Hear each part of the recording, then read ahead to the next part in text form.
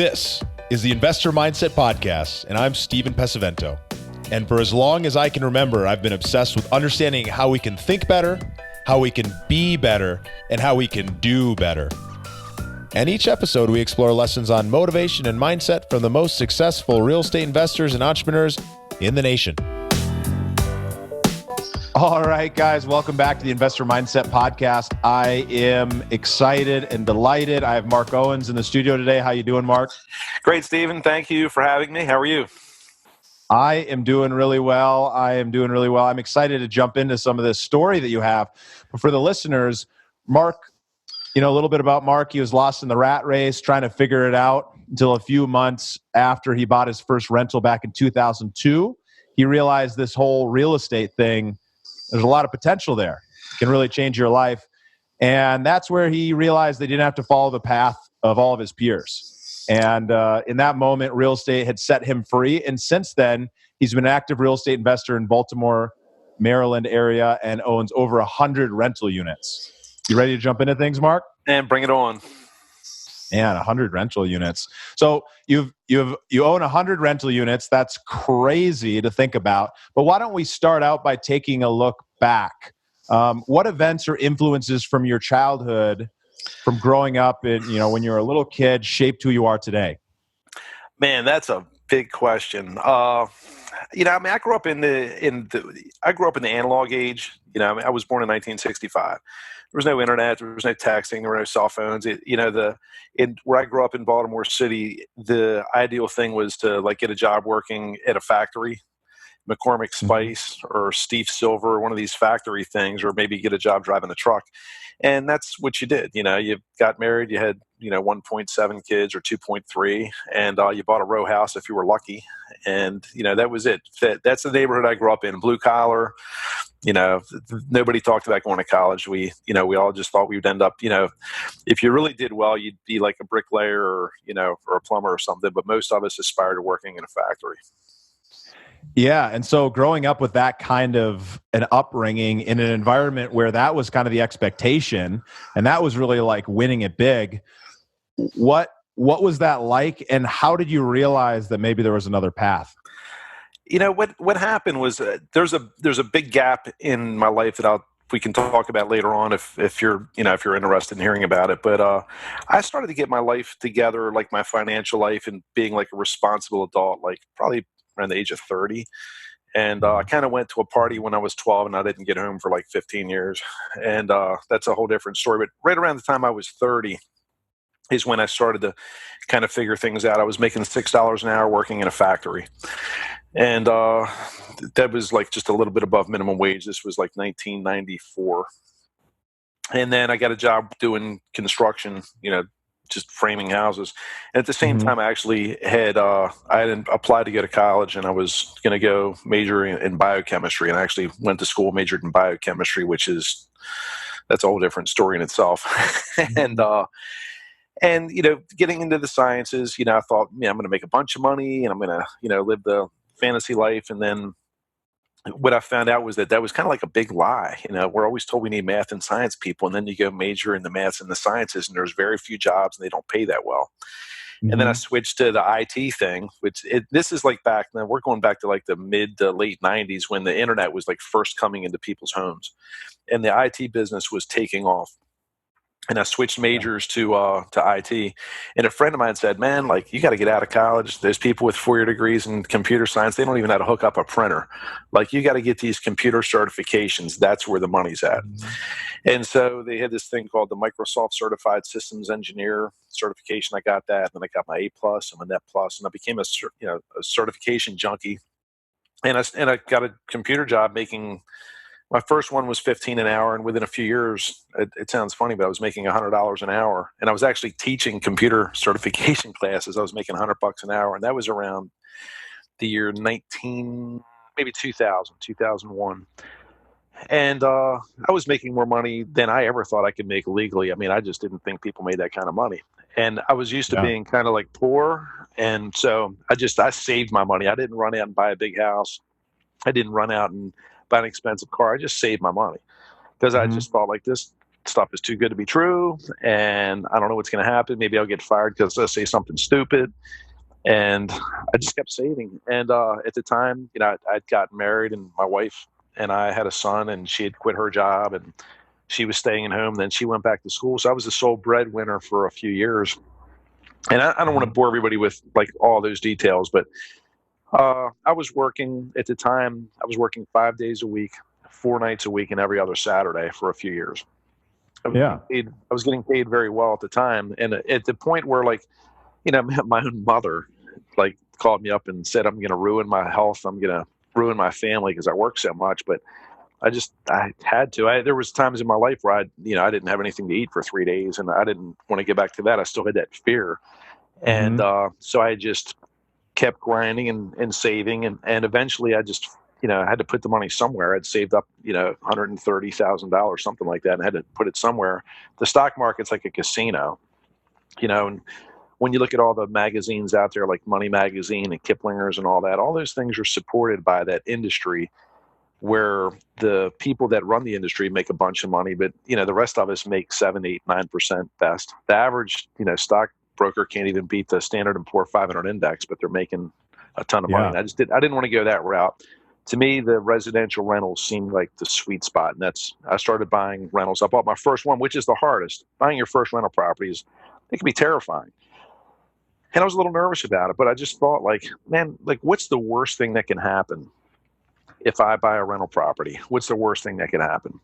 And in my mind, the worst thing that can happen is that I, sell the property in 2 years, I lose $5,000 or $10,000, and I just keep living my life. The best thing that could happen is, man, maybe I could, like, make more money doing this than I could make putting it in the stock market or buying a savings bond or whatever. There's like the potential was unlimited. And if it worked, I could just keep buying more. And, when I bought my first one, I never had any dreams that I would be where I'm at now. It wasn't even like on my radar anywhere, but it happened. So it's kind of like you're in this place, you're in this place where you realize, like, okay, I'm afraid of not having enough anymore, and I'm just going to work my butt off. And you saved up all this money, and you needed to put it somewhere. So real estate seemed like the most straightforward, low risk type option, and so you jumped in that direction and you went with it. And thank goodness you did, because now you're living a good life, and obviously you've learned a lot. What would you say to people out there who are maybe in a similar position? They're working, maybe they've already done a deal or something, or they're thinking, hey, I really want to get into this thing, but I'm kind of afraid. I'm afraid to mess it up. What do you say to them? I'd be afraid to not do it. It's like do you want to live the poor dad life? Not take any risks. And I mean, to me, the risk is like working for somebody else your whole life, hoping that you have enough money to retire, at the end of your life. I mean, that to me is, now that I have this mindset I have now, like, that's the big risk is putting all your eggs in that basket. For me, the thoughts are, it's so much. The rentals provide my income. They provide my retirement. The income that I make is taxed at the lowest rate because it's not employment income. So I'm not paying, like, FICA on it and all that stuff. I mean, it's just the benefits to it are just far outweigh any risk. If you buy smart, you have to buy smart. And the way you define that is an individual thing. For me, smart is properties that cash flow. I don't invest for appreciation. If I get it, that's great. But the truth is, appreciation isn't going to pay my car payment. It's not going to put food on the table. That's the cherry on top when you sell the property in 10 or 15, 30 years. That's a cherry on top. Cash flow is what's going to set you free. It's going to support your lifestyle. It's what's going to cover your units when you have a vacancy or a turnover. Like, the positive cash flow is what's going to cover that. If you have a bunch of properties where you're breaking even and somebody moves out, well, where's the money going to come from to pay that mortgage and paint the house and all that stuff? So cash flow is the king. Yeah, it's so interesting, mindsetters. I hope you guys caught that. What Mark did there when I asked him about fear of doing something, what he actually did was just reverse it and flip it. So rather than being afraid of doing it and afraid of screwing it up, you can find reasons within yourself of why it's actually more scary to not do it, why you're actually going to be leaving more on the table if you don't take the risk and take the jump than you would if you did. In my mind, that's the way it worked. Yeah, and we can apply that to a lot of areas in our lives. I'm afraid to go on a diet. Well, I'm afraid to die of a heart attack when I'm 50 years old too. So it's like it's a mindset with all of with all this stuff. The thing that holds the most of us back, it's what's in our heads, man. It's like people saying, I can't do this, or I'm not good enough, or man, I can't find the money, or I'm not going to find a good deal. Like, that's all bullshit, man. The good deals are out there. The money's out there. The thing that prevents most people from doing it is they just don't get up and do it. And the example I've been thinking of so much lately is we all want a beach body. We all want one. But do you want the work required to get it? And for me, maybe not. I'd rather spend my energy buying houses and making money. But there are people out there that have the beach bodies, and it's not luck. They work for what they have. And they have a mindset that is something that's really important to them. They're going to do whatever it takes to get it, no matter what. If they got to get up an hour earlier, if they got to stay up later, if they got to eat the salad that they don't feel like eating, they're going to do what it takes to get those results. For the rental properties, if you want to build up a rental portfolio that's going to cover your kids' college tuition, that's going to cover your retirement, that's going to cover your vacations, that's going to get you free so that you can fire your boss, it takes work. And it takes the mindset. You have to say, you know what, man, that life is worth it. I'm willing to do the extra work. The last thing you want to do is quit your job and then go buy rental properties. You want to gradually work your way in so that your rental properties can replace your work income. Then quit your job. And I've actually divided this into 3 sections. And I did this, and it wasn't intentionally. I was just thinking about my own path that I followed. And there's 3 phases to the real estate thing if you want to work your way out of your job. The first phase is you have to get enough rentals that have positive cash flow so that when one goes vacant, the other ones can cover all of those expenses. That's the first thing you need to do, is reach this stage where you have enough rentals where the business can cover itself. Because if you've got one rental and the people move out, then who's going to pay the mortgage on that house, to paint it, to fix whatever? That's coming out of your pocket. That's not my idea of a successful investment. You have 10 houses that are all cash flowing $200, $300, $400, $500 a month, and a tenant moves out. The other 9 houses are going to cover all the expenses for the vacant house. After you get to that phase, then you go to this next phase, which is where each additional house is going to be a portion of the income from that is going to replace your income from your job. It's the second phase that's going to set you free. The first phase is you're just building a foundation so that the business can support itself. The second phase is where you get enough properties where the business can support you. After you've got that covered, then you can go to the third phase, which is where I'm at, where you can buy properties that maybe don't cash flow, or just have different alternative things where you're not dependent on that income. This is kind of like your play money. It's kind of like going to the casino. It's like the only people that should go to a casino are people that can afford to throw the money away. And so if I've got enough money now where all my bills are covered, my vacations are covered, my retirement's covered, and I'm thinking I want to buy this house. It's not going to cash flow, and I want to buy it because I'm going to own it free and clear in 5 years. I do stuff like that. I have 0 cash flow for 5 years, and then I own it free and clear. You don't want to do that in phase 1 and phase 2. That's phase 3 stuff. Phase 1 is the hard part. Building the business from scratch, buying your first one. It's the scariest. It's the hardest. You're probably going to start where you don't know any other landlords that are doing it, or if the toilet breaks, you don't know who to call. Like, we all go through that. We all do. That fear can be conquered by talking to other people that are already doing it. We are the average of the 5 people we spend the most time with, right? I never heard that till maybe 10 years ago. And then when I heard it, I was like, God, that makes so much sense. And if you hang around 5 losers, you're going to probably be a loser. And if you hang out with 5 people that go to the gym all the time, then my fat ass might get up and start going to the gym because all my friends are doing it. And it's really like that. You start going to meetups and you go to RIAs and you listen to podcasts and you read books. And what it does is it gives you the confidence that you're getting, because you need confidence. There's 2 things you need to be successful in this business. You need balls and you need information. If you got balls and no knowledge, then you're going to go out and buy stupid stuff and you're going to end up going out of business. If you've got the information but you don't have any balls, you're going to have that analysis paralysis thing well, I'm not sure if that's a good deal. Would you look at my spreadsheet? It looks like I'm 17 cents off. And you're never going to do anything. They have to have both to be successful. You have to have the knowledge and the guts to do it. You really do have to have both. And I feel like that's where people get tripped up. They focus so much of their energy on the tactics, but they don't really believe they can do it. They haven't surrounded themselves with the right people. They haven't put that community together. They're not listening to stuff like the investor mindset right here, where they're understanding how people think and how they can model that thinking and apply it in their own life and have the same kind of outcomes that those people are after or that they've already had.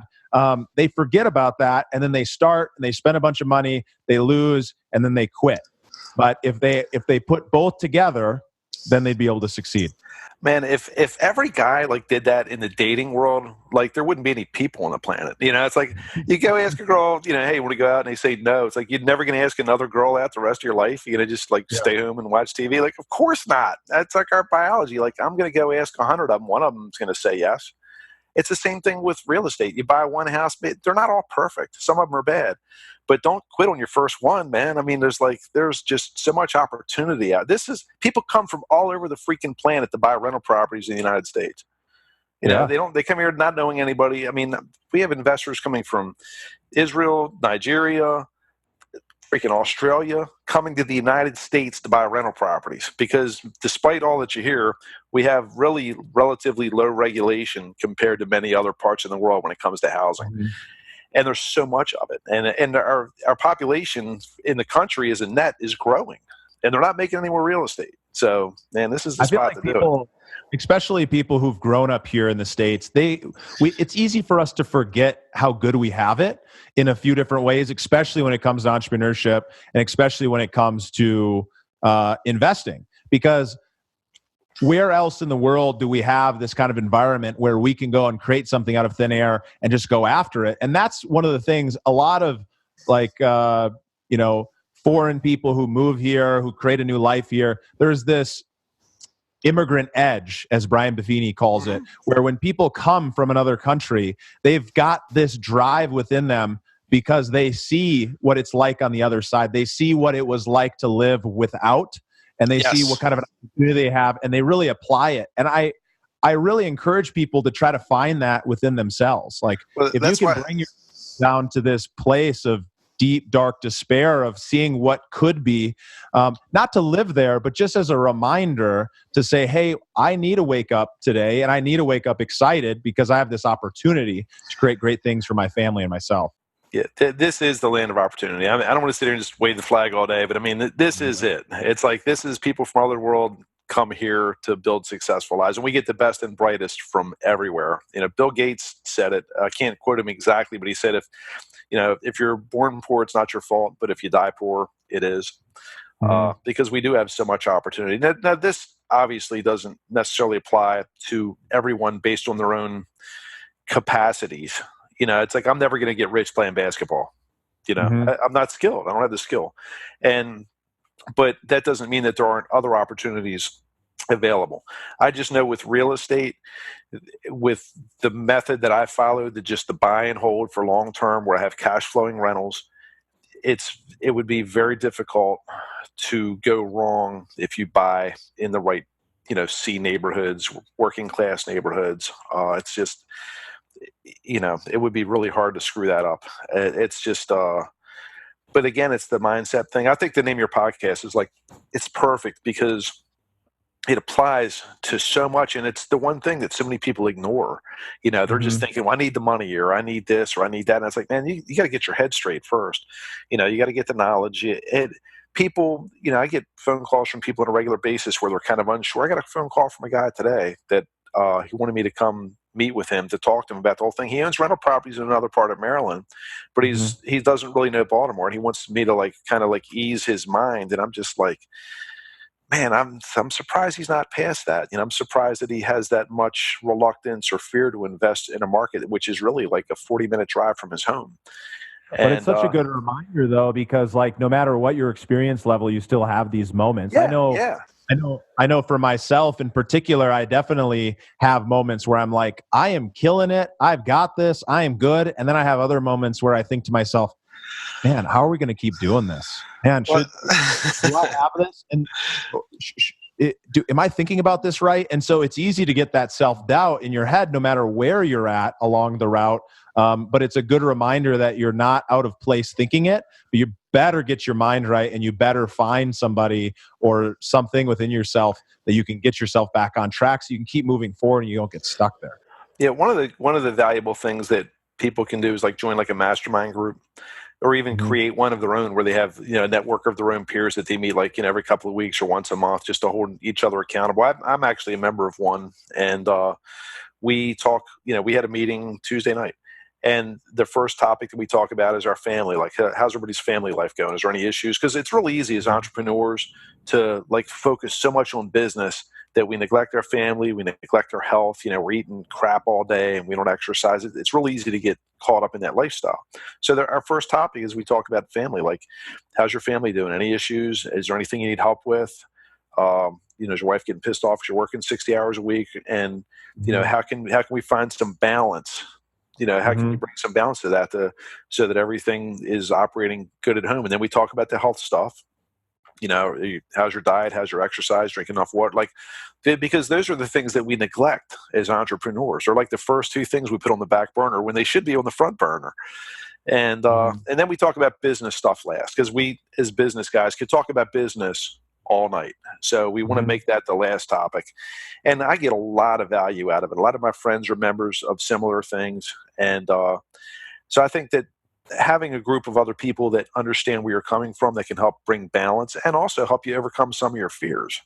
Whether it's, you're thinking about buying your first multifamily, it's 5 apartments. I've never bought anything that big. I'm a little nervous about it. And you talk to other people that are doing it, that have been there and done that. And that takes a lot of the fear out of it, a lot. So I would strongly recommend like the networking component to this business. I can't underestimate the importance of it or underemphasize the importance of it. I'm a big believer in it as well. I think it's really important.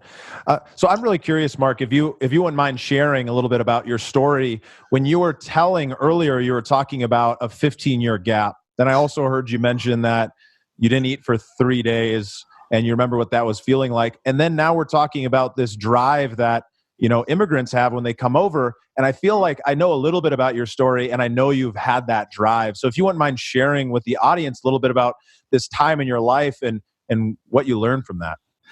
Yeah, I'll share that. I wouldn't recommend that anybody do follow this path, but the neighborhood I grew up in Baltimore, it was very common for to start smoking weed when you're like 12 years old. And when I was 12, I was smoking cigarettes. I was smoking weed, and when I was 13, I was drinking, and when I was 14, it was like speed. And when I was 15, it was I think Quaaludes and Valiums, and 16, it was acid mushrooms, and 17, it was coke and heroin. And so by the time I was 17, I was doing coke and heroin, and got kicked out of high school. And, and that whole lifestyle it can bring out the best and the worst in you. And it's a strange thing, but it's because this is the first time I've really talked about this like publicly in this kind of form. Some of my friends don't even believe I ever smoked weed, like, because I'm just so straight and narrow now, like they just can't even believe it. But there were times where I was sleep. I grew up in Baltimore, but I got stuck in Southern California where I was like literally sleeping in vacant houses in West Hollywood, and getting my lunch at a soup kitchen down the street. And a couple years later, I was homeless in Jacksonville, Florida. It's the drug lifestyle, just like that happens. And, there's other stuff that happens that's a whole different podcast. But, I was getting in a lot of trouble. It's drugs, institutions, and death. And I'd been through like pretty much all three several times. And it was actually when I was at my lowest point that I read a book. I was actually locked up. I was in jail. And I found a book. It was called You Can If You Think You Can. And I'd been through some drug rehabs, and I get kicked out of half of the ones that I'd been in. And I tried to escape out of a jail and that I was in, and I was locked up for 6 months and all this fun stuff. And I just got off lockup, and there was a book on the tier. It was called You Can If You Think You Can. And I thought, man, I got plenty of time. Might as well read it. And And the book saved my life. It was the first self-help book I'd ever written. It was read. It was written by a guy named Norman Vincent Peale, who also wrote a famous book called The Power of Positive Thinking. Uh-huh. And I guess that was popular maybe in the 70s or 80s. But this book changed my life. I mean, it saved my life. And the way that it did it, it's so damn freaky. It was the damn mindset. Like, this book convinced me that I can if I think I can. And I had been like losing like my whole life. You know, I mean, it's like kicked out of school, fired from jobs, can't keep, maintain a relationship with my family. It was all 100% my fault. It was like everything was a disaster, where I'm like, living in the streets, eating Christmas dinner in a homeless shelter in Jacksonville, Florida. And, like literally it was, we get creative in that lifestyle. The thing about this, Mark, is I really appreciate you sharing it, because I feel like this happens to a lot of people, or people know, folks that have been through this. It's much more common than people like to talk about. But what I think is really inspiring about this is that you went from this place of hitting rock bottom, of being sucked into a lifestyle that was not healthy, where your mindset was in the wrong place, where you were thinking these thoughts, and you're really controlled by those drugs. And you're controlled by the feelings and thoughts that were going on inside your head that were causing you to want to go and do this. But what's so inspiring is that through the power of reading this book, through the power of being in a place where you're ready to accept that information, you're able to turn your life around. And now look at what you're doing. I mean, it's incredible. Yeah, nobody would have believed it back then. I mean, nobody would have believed I would still be alive and breathing if we talked about it when I was in my 20s.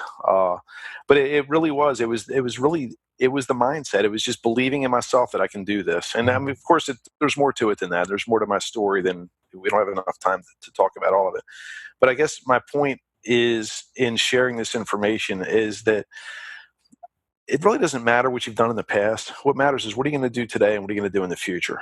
And what tools, do you have?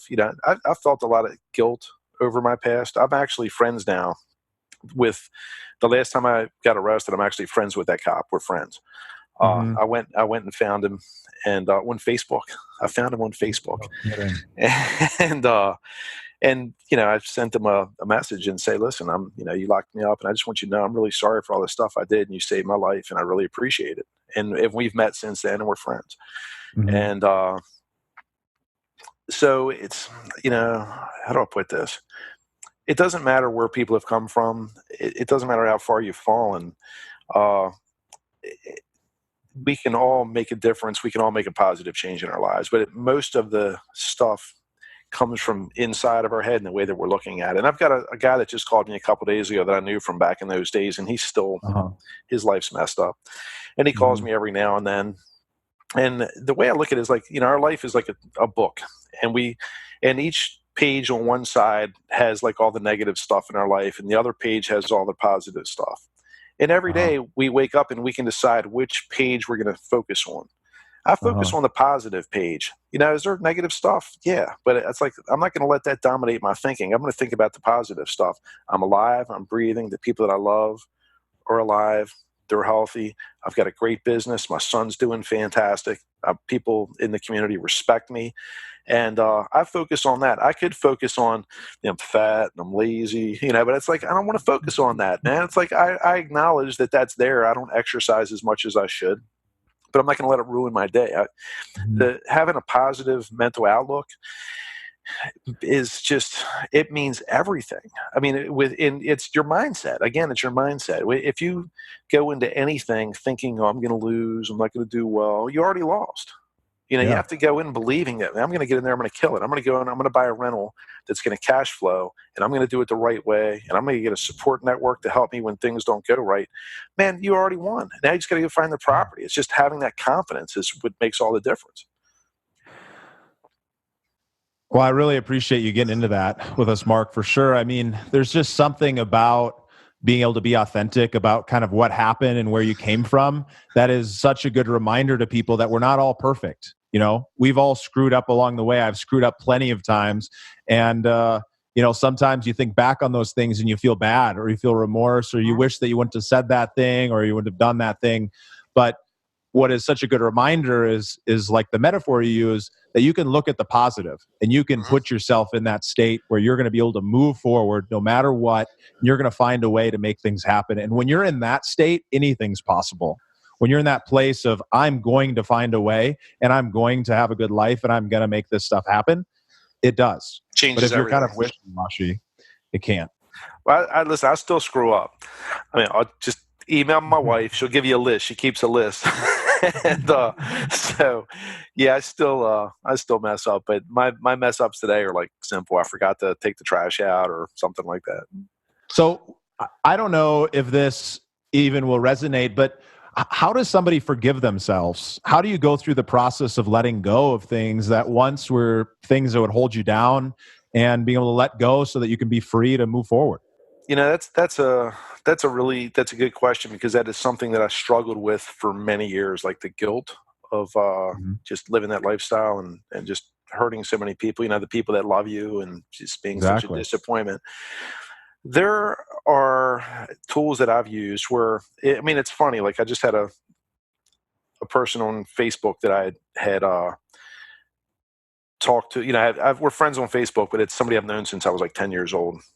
Mhm. And I don't even remember if I ever did anything to like upset her or anything like that. But I just sent her a Yeah. message and I said, listen, I just want you to know, if I ever did anything, said anything to you that hurt your feelings or that was offensive or anything like that, like, I just want you to know, like, I'm really sorry. Like, I just, that was it. And I don't even know if I ever did anything or not. But, you know, you might have Mhm. said something at a party one night where, you know, you insulted somebody. I apologize for, you know, I've reached out to people from the past that I've hurt and just told them, like, listen, man, I'm not the same person. I'm really sorry that stuff happened. I would never do that. You know, that was somebody under the influence of drugs. Doesn't make it right.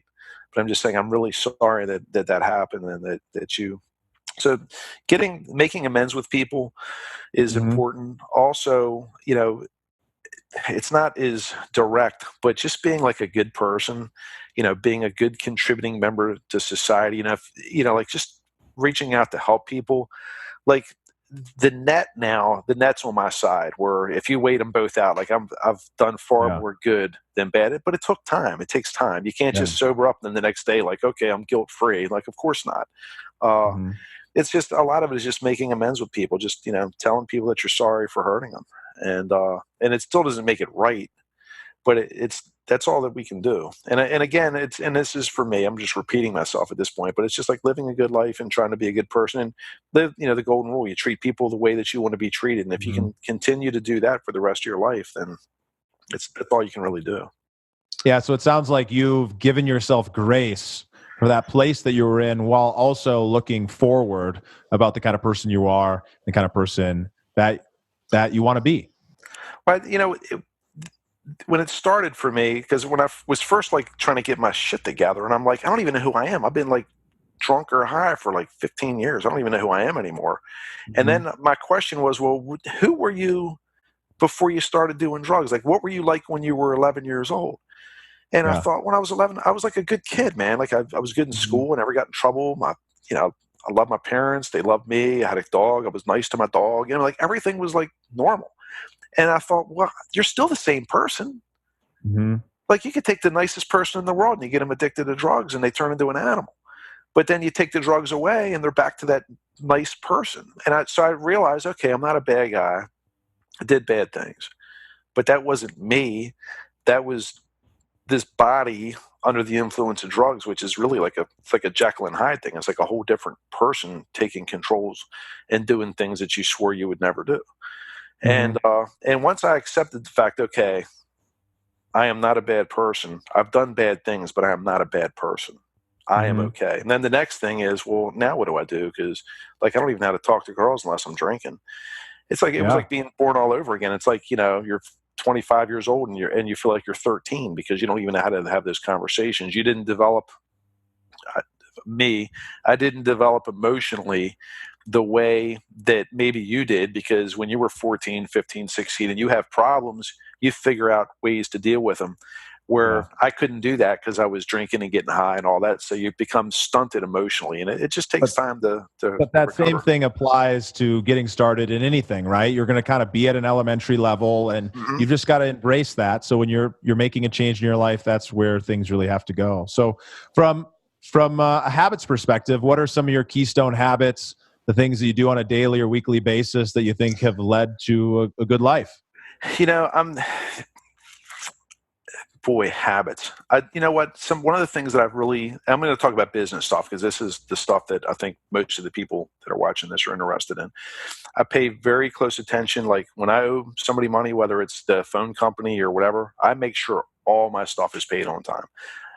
A 700 credit score isn't good enough. It's got to be above 8. Like when somebody goes to look at pull my credit because they're thinking about lending me some money, I don't want them to have any questions that they're going to, that I'm going to pay them on time every month. So for me, like my financial life is something that I put effort into every single day. Within a half hour of me being awake, I'm on my bank's website seeing which checks have cleared, which ones haven't, how much money's in the account. I don't ever want there to be any question about that. Other stuff with my relationships with people, which is, that's probably the most important thing other than my health, is I try to treat everybody the way that I want to be treated. I try to treat people decent, honest, fair. I take the short end of the stick a lot, meaning that if I'm having a disagreement with somebody and they think they're right and I think I'm right, I just say, you know what? Okay, you can have your way. Like, you're good. Even if it means I'm going to lose some money, I would rather lose the money than have somebody else think that I screwed them over. Even if I know I didn't, it's like, my reputation and my peace of mind is worth more than the money or the aggravation. So I would rather lose the money than ever have anybody question my integrity or my honesty. But it's not just with the financial stuff, it's with other stuff. I try to treat people decent. I know what it's like to be like, at the bottom of the food chain, living in an abandoned house, and going down to the church hoping that there's a bag of lunch left to eat. I know what that's like, and I know how people look at you when you're in that position. But since I've been in that position, like, I don't want to judge people based on where they're at because I don't know the full story. I don't know what's going on in their lives. So that's another thing I try to do. I'm not perfect at it. Sometimes, we can fall into that habit, but I really try to give people the benefit of the doubt because I don't know their story. And so I try not to judge other people. I try to treat people decent, respect. I can sit down at the table with people that are all on Section 8, and I can sit down with a table full of people that are attorneys and accountants, and I treat both tables with the same amount of respect. That's great. And That's great. Well, I can really appreciate that. And I feel that when I'm talking to you, I can feel that caring and respect for other people. And it really comes through. Yeah. But that's as far as like some of the things I do every day, like that's how I live my life. I pay the financial stuff. I'm very responsible with that. And I try to treat people the way I want to be treated. And those are probably the two, if there are two things that I do every day, those are the two things. I love it. Well, this has been some really good stuff. We've made it to the growth rapid fire round where the questions are quick, but the answers don't need to be. So tell us, what's a different book, another book that's impacted your life the most, or one you're excited about right now? And what was the name of that book again? Man, which one? Well, that one was called You Can If You Think You Can. Can If You Think You Can. And yeah, that's not for everybody. It's, it's probably written in like 1980 or something, but it saved my life. So it worked for me. More recently, Rocket Fuel was a game changer for me. Rocket Fuel was an excellent book. I read that, and then I started another business shortly after that. You're going to be hearing about that. It's an app for wholesalers that's going to be rolled out in the next few months. And I don't want to tee it up too much right now, but everybody on this podcast is going to know what that app is this time next year. And it was that book that helped to bring that into development. I don't want to give too much information about the way, but Rocket Fuel is probably one of the most recent books I read that were game changers. Awesome. And from an inspiration standpoint, who are some of your mentors, and how do you look at going about finding mentors in your life? I hate to say this. I've never had a mentor. I don't believe you. It's true. I figured everything out on my own, and it's probably significantly stunted my growth. There was a guy named Steve Cook who is still around, and I went to he had a couple of boot camps like that I went to like maybe 15 years ago, one on wholesaling houses and one on retail rehabs. And I went to those, and those were game changers for me. They changed my life. He runs this group now called Life in Air, which I know I have several friends that are members of it that are really, really happy with it. So if I ever had anyone in the real estate business that made an impact in my life, I would give it to him. Steve Cook made a difference. As far as like any he wasn't into the rental properties. I never really had any mentors in that or any of the other areas of real estate. What he did was he opened my eyes up to what was possible, because I was just really focused on this one thing, which was buy and hold. And he opened up my eyes to the wholesaling thing and the retail rehab thing. And absolutely. So that was a big deal to me at the time. So I would probably say him. If nobody else, I would say him. Awesome. So from a purpose perspective, what drives you to live your best life every day, Mark? Man, it's the same stuff, man. You know what? My goals have changed. And I think, how do I put this? And I always tell my friends this, like I'm subject to change my mind at any time for any reason, whenever I want. Because what happens is it's very easy for us to say, this is what I want. And then the closer you get to that, maybe you realize it's not what you thought it was and you want something else. Or maybe you want something past that. And when I first started, it was just the money thing. Like, I want to make money. I want to quit my job. I want to make a bunch of money. I want to make a bunch of money and quit my job. And then it got to, well, do I just want to make a bunch of money? Or do I want to like have a pretty chill life? And I got to that point where I was like, you know what? More money isn't really going to make me that much happier than I already am. It's like, in fact, if I got to work real hard for it, it might make me less happy, because now I'm losing the freedom. And what I realized was that the freedom is what I really wanted. Because when I get the freedom, then that means I can do the things I want to do. If I want to go speak in a jail to addicts and say, look, man, you don't have to spend the rest of your life like this. I have the time to do it.